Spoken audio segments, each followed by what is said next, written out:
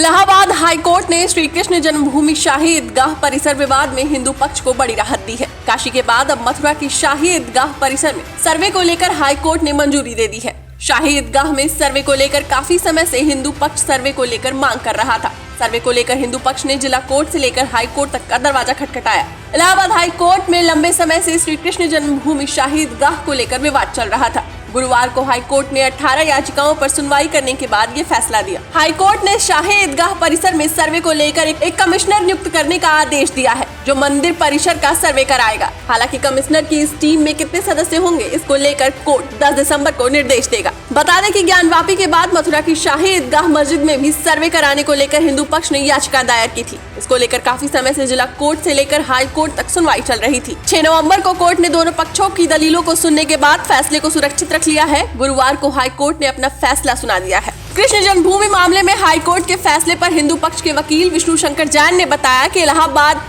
High court ने हमारे आवेदन को स्वीकार कर लिया है, जहां हमने अधिवक्ता आयुक्त द्वारा शाही ईदगाह मस्जिद के सर्वेक्षण की मांग की थी। तौर तरीके 18 दिसंबर को तय किए जाएंगे। उन्होंने कहा, शाही ईदगाह मस्जिद के तर्कों को खारिज कर दिया है। मेरी मांग थी कि शाही ईदगाह मस्जिद में हिंदू मंदिर के बहुत सारे चिन्ह और प्रतीक हैं और वास्तविक स्थिति जानने के लिए एक अधिवक्ता आयुक्त की आवश्यकता है। यह अदालत का एक ऐतिहासिक फैसला है। बता दें, शाही ईदगाह में सर्वे को लेकर हिंदू पक्ष ने हाई कोर्ट में याचिका दाखिल की थी। वकील विष्णु शंकर जैन हाई कोर्ट में हिंदू पक्ष की ओर से केस लड़ रहे थे। वादी की ओर से अधिवक्ता विष्णु शंकर जैन ने हाई कोर्ट में बताया था कि वाराणसी के ज्ञानवापी परिसर की तरह ही श्री कृष्ण जन्मभूमि परिसर स्थित शाही ईदगाह मस्जिद का भी सर्वे कराया जाएगा। इसके लिए एडवोकेट कमिश्नर नियुक्त किए जाए। उन्होंने न्यायालय से 3 अधिवक्ताओं के पैनल को कोर्ट कमिश्नर के रूप में नियुक्त करने की मांग की थी। कृष्ण जन्मभूमि के केस में जो शाही ईदगाह मस्जिद है, उसमें एडवोकेट कमीशन के द्वारा सर्वे किया जाए, ऐसी हमारी मांग थी। इसके लिए हमने एप्लीकेशन मूव की थी माननीय इलाहाबाद हाईकोर्ट में। एप्लीकेशन का नंबर है एप्लीकेशन 130 का। उस एप्लीकेशन को अलाउ करते हुए आज माननीय इलाहाबाद हाईकोर्ट ने हमारी एप्लीकेशन अलाउ कर दी है और ये कहा है कि वहाँ पे एडवोकेट कमीशन का सर्वे जारी किया जाए।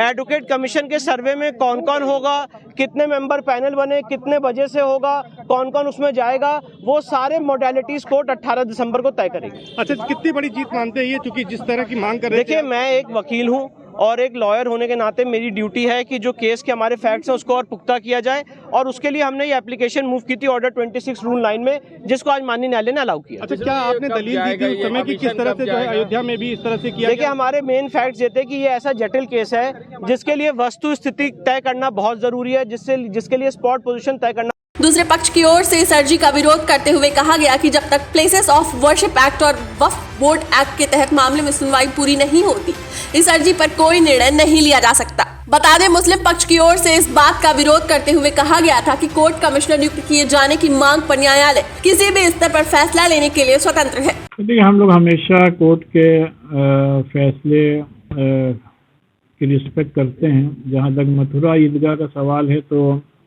आप सब जानते हैं कि ईदगाह कोई आज नहीं बनाई गई है, सैकड़ों हज़ारों साल पुरानी ईदगाह है। और कभी भी मुसलमान अपनी कोई भी इबादतगाह, चाहे मस्जिद हो चाहे ईदगाह हो, किसी की भी दूसरी ज़मीन पर कब्ज़ा करके नहीं बनाते हैं, क्योंकि उस पर एज़ पर इस्लामिक लॉ वहाँ पर इबादत करना ही जायज़ नहीं होता है।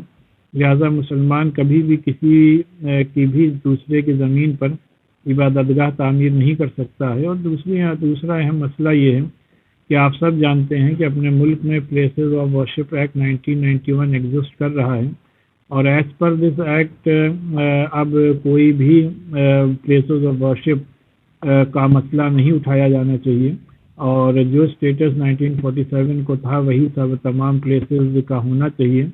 और उसके बावजूद भी ये मसाइल बार बार क्यों आ रहे हैं, ये एक बड़ा लीगल फ्रेटर्निटी के लिए एक बड़ा बहस का मुद्दा है। बहरहाल हम सब के लिए अभी सुप्रीम कोर्ट की राहें खुली हुई हैं, और हम सब ये डिमांड भी करते हैं कि हमें पूरी आज़ादी के साथ अपनी इबादतगाहों में इबादत करने दिया जाए, उसमें किसी किस्म की कोई रुकावट न पैदा की जाए। अपने तर्क के समर्थन में सुप्रीम कोर्ट के कई निर्णयों की नाजीर पेश की गई। साथ ही ज्ञानवापी मस्जिद में दिए गए फैसले का भी हवाला देकर कहा गया कि ज्ञानवापी मामले में भी न्यायालय ने कोर्ट कमिश्नर नियुक्त करने का आदेश दिया था। ऐसे में शाही ईदगाह परिसर का कोर्ट कमिश्नर और पुरातत्व विभाग द्वारा सर्वे किए जाना चाहिए और इसकी वीडियोग्राफी एवं फोटोग्राफी करके पूरी रिपोर्ट न्यायालय के समक्ष प्रस्तुत की जानी चाहिए। डेस्क रिपोर्ट, अटल टीवी।